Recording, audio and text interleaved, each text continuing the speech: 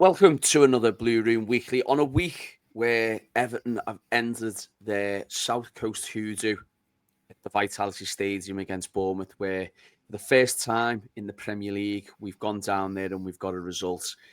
And that was after a quite weird and strange defeat against Newcastle, where we simply didn't turn up. And bit Jekyll and Hyde, but a very good result, nevertheless, down on the South Coast. And joining me on this week's Weekly, the wonderful Paul McParlan, who returns to the show after having a little breakaway on holiday. Paul, did you enjoy your holiday, first of all? More importantly, did you have a good time while you were away? Yeah, I think the answer is yes to both those questions, Warden. I mean, I don't know about yourself, but I always like to get away, during the dark nights, because I find the lack of daylight, I find it really quite depressed. So it's just good to go somewhere, get a bit of sun, revitalize your spirits a little bit, then come back, and you're feeling totally refreshed.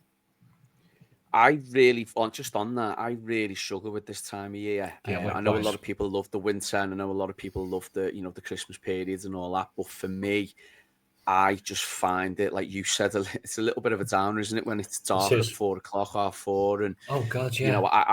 I love the light nights. I love the warm weather. Yeah. For me, it's a difficult time of year, and it's almost like we're all trying to get through it, isn't it? Especially after Christmas, when people look forward to January, February. So hopefully the Toffees can see us through and put in, a few good games and a few good weekends for us. Hopefully so.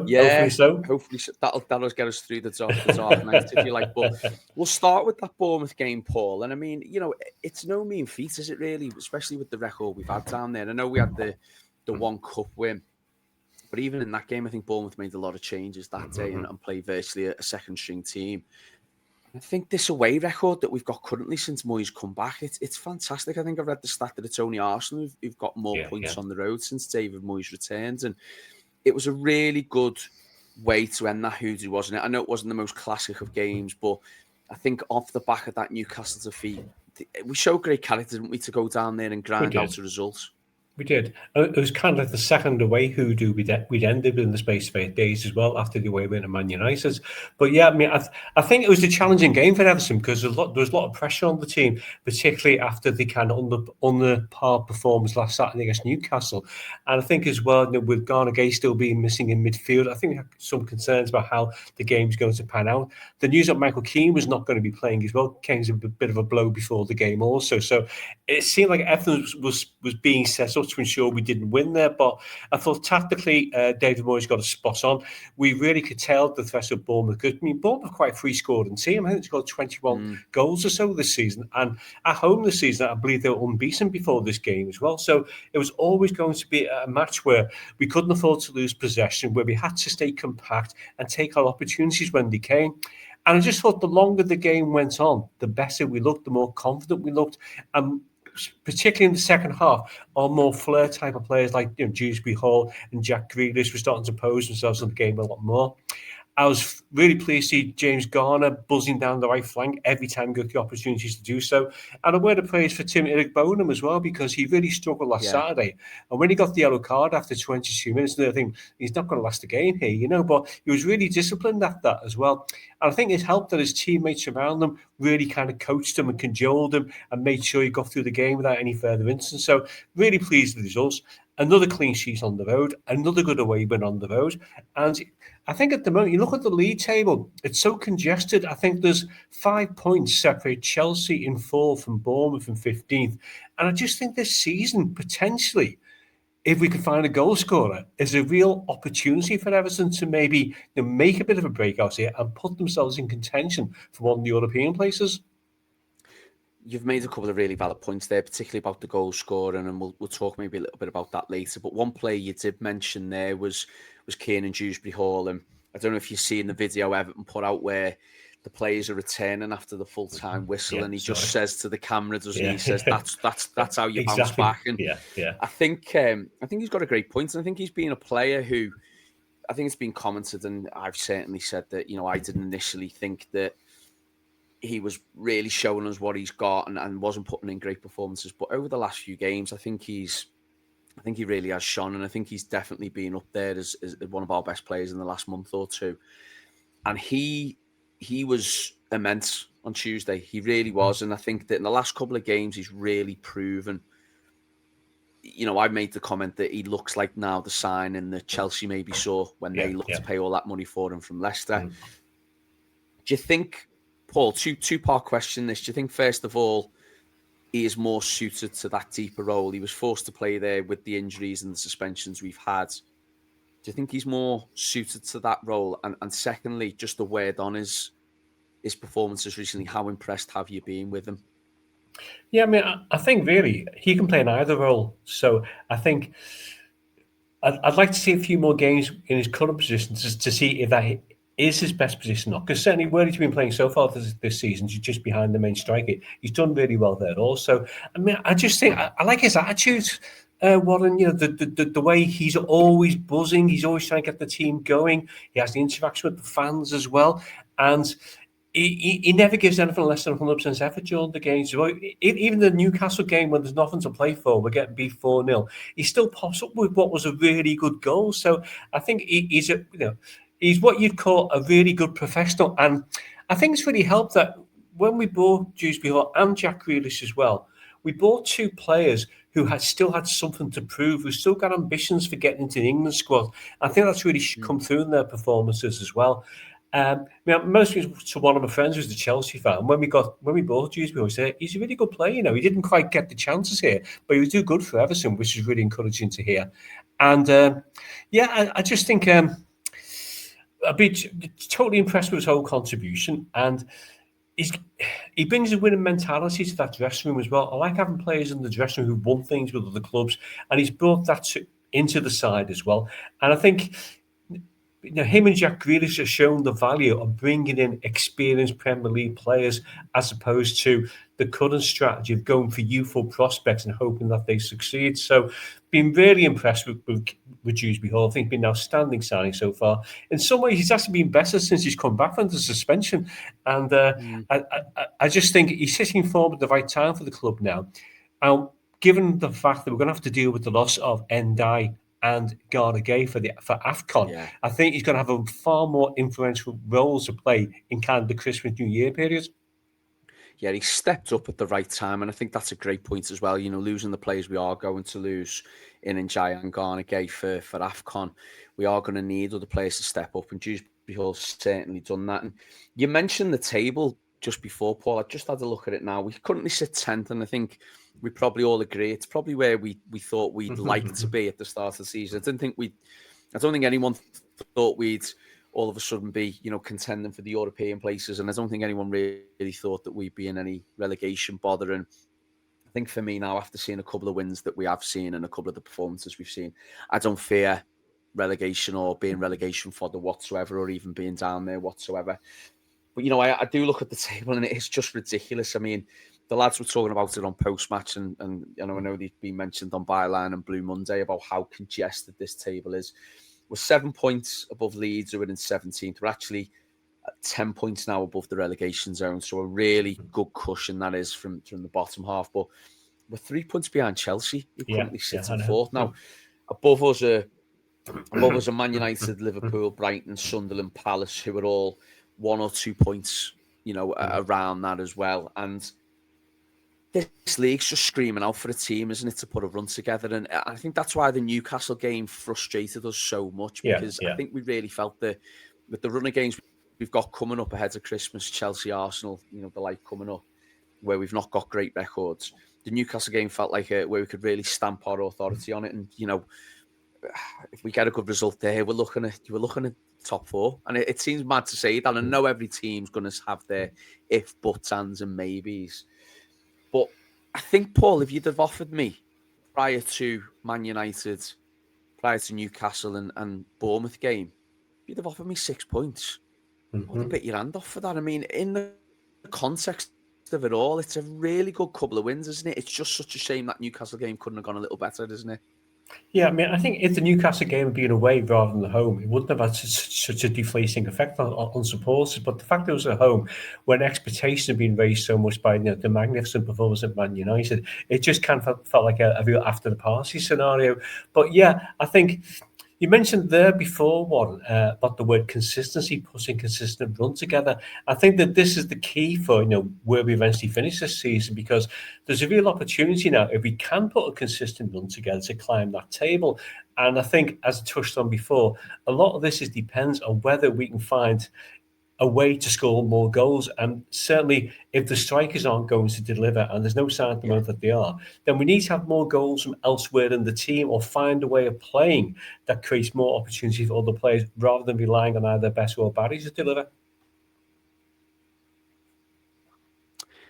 I've heard you mentioned a couple of times now about the goal scoring, and our own Dave Downey. I saw a tweet that he put up where he said that I think it's only two teams, Wolves and I think he said Leeds. It might have been somebody else. I might have that wrong. It might even be Forest. Wolves and Forest are the only two teams, I think, who scored fewer goals than us. Yeah. For us to be sitting in 10th place with the points we're on, and like you said, if we had that goal scorer, you just feel that we'd certainly be 2 or 3 places higher. But I mean, that does bode well, doesn't it, really? I mean, of course, we need more depth. We need a goal scorer. We've talked forever about the fact that we need full-backs. But it does, for me, feel like a positive that we're on the points we're on and we're in the place we are, despite the fact that there are so many limitations in the squad. Before I ask you later on a little bit about January and about the prospect of bringing players in and which particular positions you would target, you think that Moyes has maybe stumbled on something in terms of, because he's going to have to change things now, isn't he, with the fact that the squad is so thin, with AFCON, with injuries, with suspensions. Do you think Moyes has stumbled on a few different ideas here, with the fact that he's had to play, for instance, Jake O'Brien at centre-back now, that he's had to be forced into playing James Garner into right-back? Do you think that he looks at that game and perhaps thinking, do you know what, these players are in these positions and they're performing, maybe I need to stick to it? Or do you think we revert to type a little bit and go back to, especially if Michael Keane's fit, do you think we go back to, I think it'd be a real shame if Jake O'Brien went to right back, particularly after his brilliant performance, it has to be said, against Bournemouth, and James Garner just performing as well as he did at right back as well. How do we go about now working this squad with the injuries, with the suspensions? Because he's got a bit of a job to do now, hasn't he, with the squad depth that it's at? Yeah, and it's been made more complicated, particularly in James Garner's case, because although he played excellently at fullback against Bournemouth, I'm assuming he's going to have to go back to midfield on Saturday because Timmy Adebono was absent as well. But I mean, the overall point of James Garner is, I think he looks far more comfortable at right back than what Jake O'Brien did. I also thought Jake O'Brien had an outstanding performance in defence on Tuesday night as well, and kind of looking long term as well. Look, this time next season, if our centre-back pairing is Jake O'Brien and Jared Branthwaite, then I think that's a really enticing prospect to look forward to as well. Yeah, I think in terms of, sometimes managers stumble upon things, don't they? They have to play someone in a certain place, and actually works out really well. So certainly giving David Moyes something to consider there, particularly with James Garner being a long-term option. Yeah, I mean, Michael Keane, I don't know how long the injury is going to be for. I've kind of picked up with the impression it's not going to be a short-term injury, so it might well be the case that Jake O'Brien gets a chance to establish himself as centre-back in that position as well. I was quite pleased to see Charlie Alcaraz getting a look in on Tuesday as well. I like Alcaraz. I think for some reason the manager's not really raced him too hardy this season, so he's been kind of reduced to a bit part player when he's coming on for 10, 15 minutes of a game, sometimes when we're chasing a game as well. But I think what he brings to the team is he brings a bit of pace, a bit of impetus, a bit of aggression as well, and a bit of a. He can improvise. He can produce moves, passes you're not quite expecting as well. So he's a different type of midfielder to Juh Hall and Grealish, but I still think he's got a contribution to make as well. So I wouldn't be unhappy to see Charlie playing in that role again after the weekend, and with Kevin Juh Hall playing deeper as well. So I think, as you touched upon there before, sometimes things can help the manager to see other possibilities that they hadn't considered before. And certainly going back to the original point, I think James Garner, full back, to me, just seems a no-brainer, because to me, he's at the moment, given James Coleman's injury record, he's the best right full back we have at the club. Yeah, I think it's going to be hard, isn't it? Because I think he's almost going to be forced to play him back in midfield with I think so. Injuries and suspension. I mean, Tim Iroegbunam suspended, isn't he, with that booking he received? I don't quite know how he's racked up 5 yellow cards with not nor really do I. playing as much, but he's managed to do it. So yeah, I think we'll be kind of be forced into something. I think the team will be really interesting to see on Saturday. Before we do talk about Saturday, though, I mean, that's obviously rounded off a crazy 8 days of Everton. That has, the magnificent win at Old Trafford, ending a little bit of a hoodoo there. Obviously, only our third win there in the Premier League era. Just a real failure in the Newcastle game and a real, inept performance from the team and the squad. But really great character to come back on Tuesday night and break another hoodoo. So it's been a wild week, but we've talked a little bit there about the gaps in the squad and how the fact that there is a shortage of players in certain positions. All of a sudden, midfield looks really short and we look like we're lacking depth there. And, it may be that we have to adjust a couple of people and bring a couple of people in out the cold and play them because it's out of necessity almost of anything. But with the issues in midfield now, I heard the lads talk about on post-match, does midfield become an issue now and does it become somewhere that the club look to address in January? I was buoyed by Moyes' comments that he said a few weeks back about the board and the owner's gonna be backing him in January, and if the right move comes along, of course, January's famous, Paul, for being a time and a transfer window that isn't famous for bringing multiple players in just because of how difficult it seems to be. But if Everton can bring in one or two, and I'm hoping we can, it really will bolster and really will support the squad. But all the talk since the summer's been about fullbacks and a striker. Does midfield all of a sudden be a concern, or be a something for Everton to look at? Or Paul, do you think that? I mean, what do you think?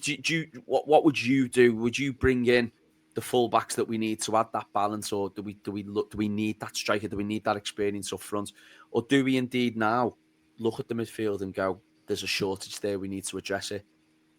Yeah, I mean, I think for me, the midfield is always the essential kind of powerhouse of the team. That if things aren't going right in midfield, that kind of impacts upon the rest of the performance of the team as well. So I'm looking at midfield as a priority. I'm certainly looking at defensive midfield as a priority as well, particularly with Garner Gabe's absence. But I'm also looking at kind of the creative side of midfield as well, with Ndiaye being missing for AFCON as well. So one or two things I was kind of wondering about was, would this be an opportunity for Harrison Armstrong to be recalled from his loan at Preston North End, because he seems to have made quite an impact at Preston North End, and we have a recall option for him in January. So he could be somebody who could come in, who's match fit, who's playing week in, week out, which I think is quite important as well.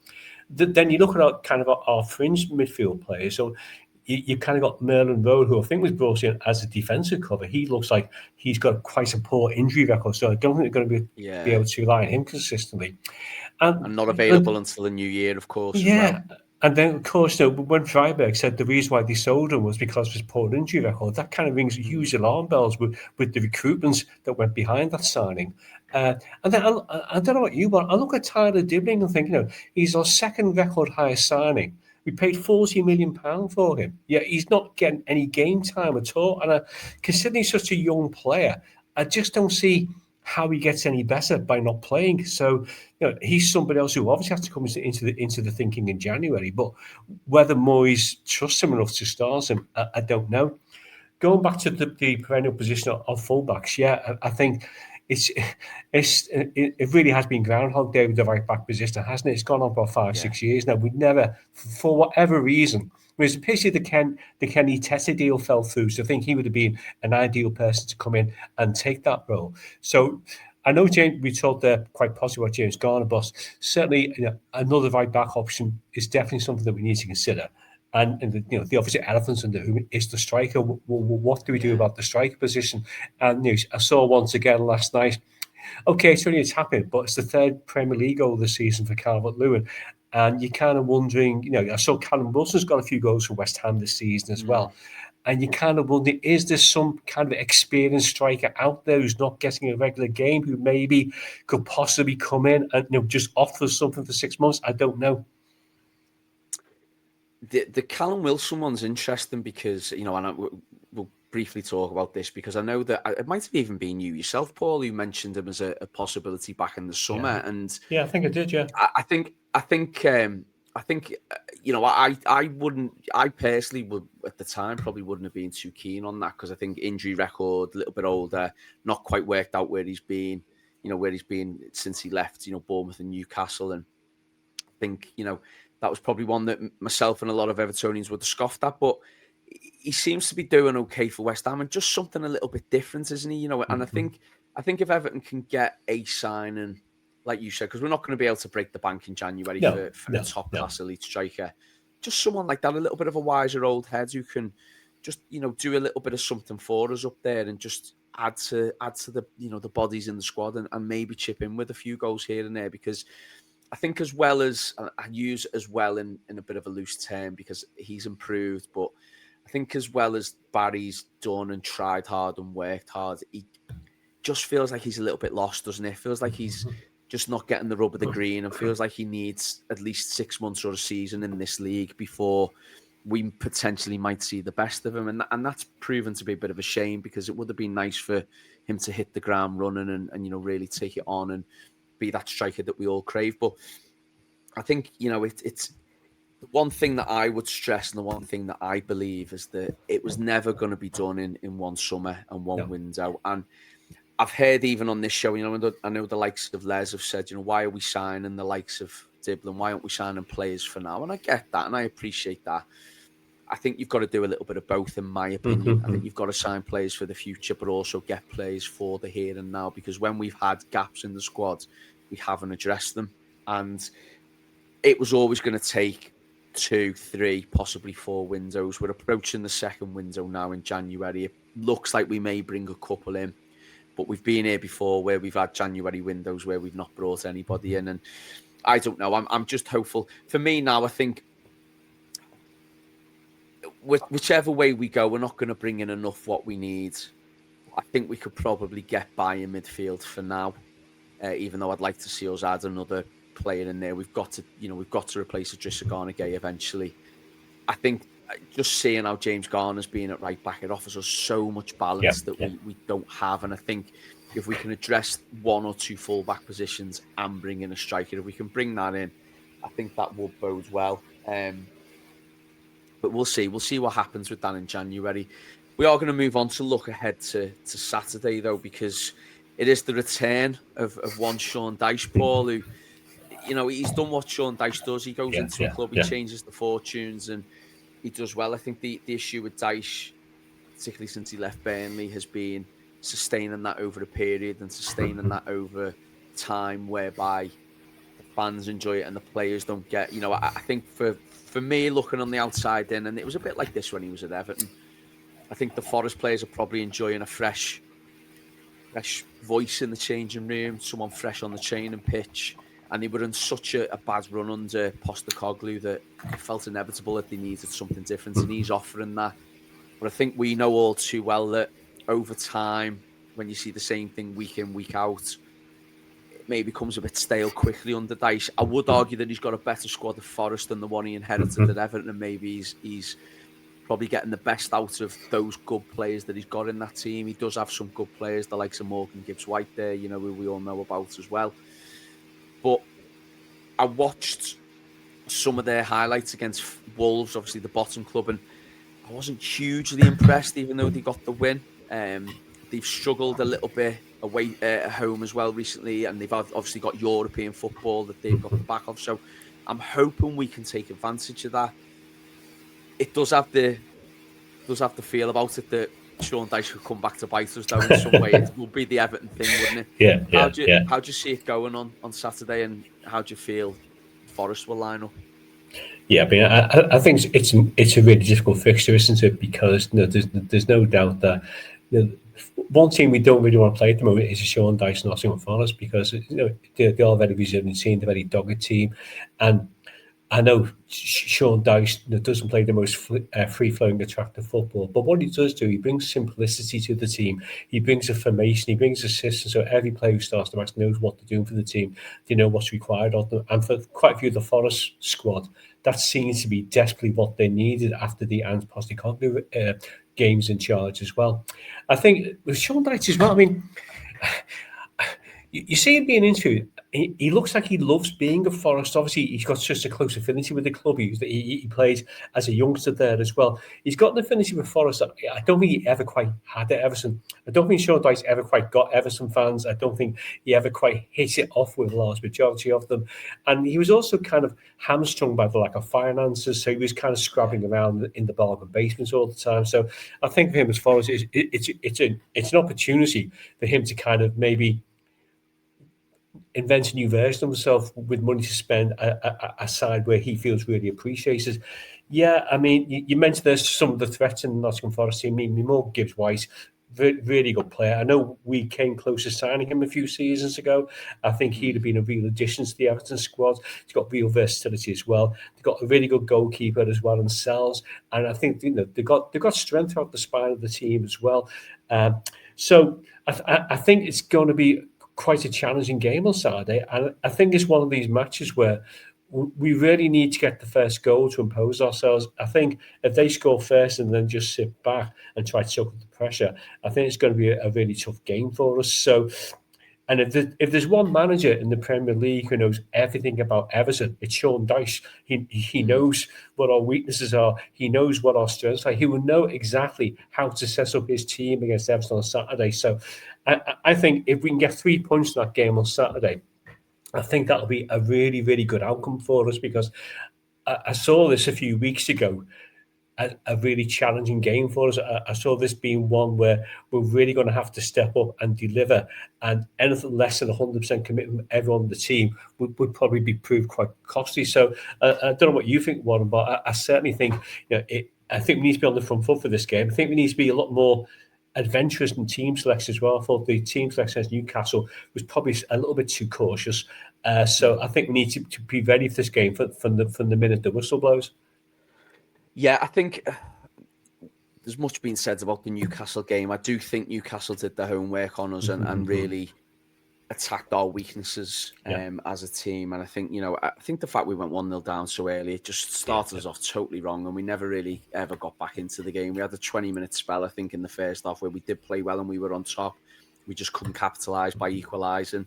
I think the fear for me going into Saturday would be, we know Dyche isn't going to exactly be free-flowing, attacking football. I think we know what to expect. And I think that might suit Forest, because we are not at that stage at a club yet with the players we've got where we will dominate the ball or we'll create chance after chance. And we've talked about us being low scorers in this league. And I think Dyche will probably relish the fact that if I can set up with a bit of a low block and almost ask Everton to come on to us, what can Everton create? And we've seen a couple of times, a couple of home games as well, that if we don't get the first goal or we're frustrated, we're being frustrated, it is difficult for us to score. And I get the feeling that might play into Forest's hands. I hope I'm wrong, because I do think if we get an early goal, that we will capitalise and we will go on to win the game, because Forest are much improved, obviously, but they do have the odd results in them, and they are the odd defeat in them as well, where, Brighton went there the other week and played really well, and I think that we could spring a good performance on them if we are on it. It is his first game back at Everton, and there's a lot of people out there who are not Sean Dyche fans. There's a lot of people out there. There's quite a few, Yeah, there is a few. And I towards the end, I think it's soured, obviously, towards the end, but I find it really difficult, Paul, to be too critical of him and his time at Everton, because during those seasons when he was here, we really were in dire straits financially on the pitch. We were an absolute basket case of a club. And to give him some credit, I don't think there's another manager who could have done what we needed at Everton at that time. I think he was the perfect foil for what we needed, and he provided that stability and he got us through choppy waters. I agree. I think I think, like you said towards the end as well, you mentioned this, that he did lose a little bit of his appeal on it. He lost a bit of his passion for it. Maybe not passion. I think that's maybe unfair to say, because I think I don't doubt that he always gave 100%, but maybe he just lost his vigor for the job, and maybe he just lost a little bit of his his impetus that he maybe is seeing now at this Forest team. It's fresh for him. It's fresh for his staff, but. I will find it hard to be too critical of him. I think he was great for Everton for what we needed at that time. What sort of reception do you think he'll get on Saturday? I think we get quite a mixed reception, Warren, because I'm kind of with your school of thoughts. I think, given the circumstances in which he inherited the Everton job, for Sean Dyche did as well as could be expected in those circumstances. No money to spend, and the way he dealt with the points deduction. It was a masterclass in how to deal with a crisis and steer the team through and get them out of really tricky situation. And I agree with you as well. I think towards the end, I think he kind of missed himself, didn't he? He'd run out of steam. He couldn't get the messages through anymore. So I think he deserves credit for keeping us up, because when you think how close we came to going down in his first half season, only that goal from Decore kept us up. He did a really good job there in keeping us just above the float line there. So yeah, I'll always give him credit for that. My style of football was Trevor's liking, and like yourself, sometimes I'd come out home games saying, "Oh my God, that was awful. Are we really playing like this? Or come here to be entertained and being bored silly?"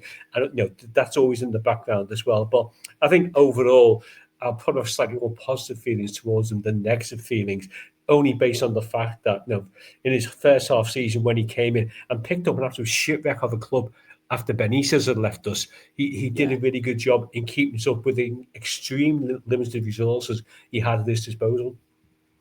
Yeah, he was asked today about what kind of a reception he expects, and he said the Toffees are a strong bunch in many ways. It might be good, bad, or indifferent. I don't know. And then he went on to say, deep down, they know the work that we did, and I know there's plenty of them that do appreciate the work, and they come and tell me when they see me. So I think where I think he'd get a mixed bag, and where I think he didn't help himself, was some of the comments he did make about the fans being, I think there was one particular comment going into the last season, Goodison, that rankled with me when he said about, we win a game, we're in the last season of Goodison, everyone expects us to be playing European football and winning every game. It's not going to be the case. And I just thought it's such a negative way to look at our last ever season at this iconic home of ours. Maybe go into it, and he could have changed his phrase on that by saying we're going to do all we can to give the fans a memorable season at the last season of Goodison. It'll be difficult, but we'll do our best. Just switching it up and saying something like that, I think maybe would have given a lot better feeling between him and the fans. But I think he was very quick to comment about when things weren't going well, about how fans would be on players and his back. But I think that kind of comes with the territory. And I think we all know what we're like as fans. We are Jekyll and Hyde ourselves, but I think we've got a right to be that way for the fact that the seasons we have endured. Paul, it's been a difficult couple of years, hasn't it? It has, yeah. And just on that, finally, I think that I read, you've probably seen the same thing. I read somewhere that in the last few seasons, it's taken us until January, February to reach 21 points, and it's taken us until the 1st of December to get to 21 points. And I think that we're going to get dodgy results, aren't we, like Newcastle? But I think also we're going to get results like the ones we got at Old Trafford. It is going to be a season like that this year, isn't it? But isn't it really pleasant to have Everton?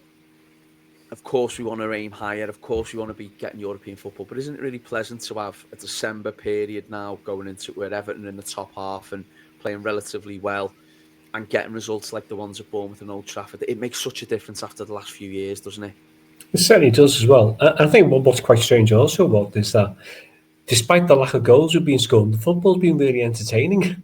And it's been completely different to what we've been used to on the Sean Dyche the last 2 or 3 years. So I think the football's been better to watch. We've got the best quality Premier League squad I think we've had for 4, 5, 6 seasons now. We've got some real talented players in there, particularly with Juh Hall and with Jack Grealish as well. And it's been... I was always concerned about the pressure of moving to a new stadium, whether that have a negative impact on the team, but it hasn't. And I think as well, for where we are, you have to credit Moyes for he's really moved us on quite a bit compared to where we were this time last year. And the key test for me is, am I looking forward to watching Everton? And every game this season, I've been looking forward to the game. I've gone there with a sense of anticipation. There's been times over the past few seasons where I've turned and think, oh, if you get a 0-0 here, I'll be delighted. So it is a bit of a change of mindset as well. And I think that positivity is really good as well. And I think the players and the fans seem far more together than they have been for a couple of seasons as well. You just saw from the celebrations, from the goal on Tuesday night, how much you went. I mean, I know a few people criticise Jack Grealish for kissing the badge because he's on loan, and I love that. I love this commitment. You know, he's shown he might only be here for the season, but you know, if he can deliver performances like that, I don't care.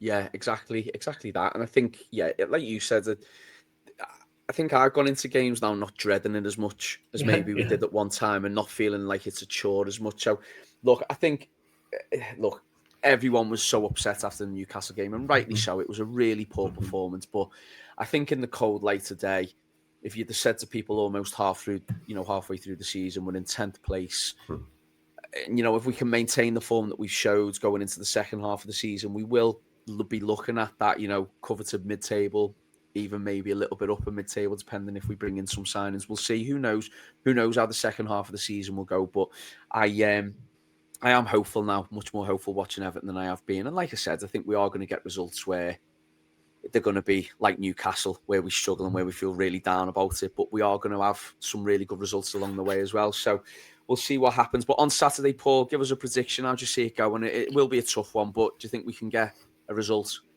Yeah, I mean, I see it being a really close game. I just see us sneaking a 1-0 win. And I'm really praying that one goal comes from Thierry Barry. Yeah, it'd be lovely to see him get a little bit of rub of the green, wouldn't it? And be able to get off the mark. And I think everyone would be delighted for him. I think everyone was delighted for him when they thought he scored last week against Newcastle. And bless him, he celebrated like it was a winner, didn't he? Even though it was 4-1 down at the time. So we'll see what happens. But we'll leave it there on this week's Weekly. You know, we hopefully will be reporting back with a win on Saturday with post-match. Lads will be back with post-match after the game, and then we'll come with all your usual stuff. We do have a mailbag coming up. We're recording on a Thursday night, me and Paul, so we'll have a mailbag coming up tomorrow night ahead of the weekend. Post-match will be back, as I said, on Saturday after the Forest game, and then the lads will be back with the usual stuff. We've got Blue Monday, the Byline, and then Subs Weekly, and we'll be back, of course, with Weekly next week. But my thanks to Paul for joining me. This has been the Weekly this week on the Blue Room. Thanks very much for listening, and we will speak to you soon. Up the Toffees.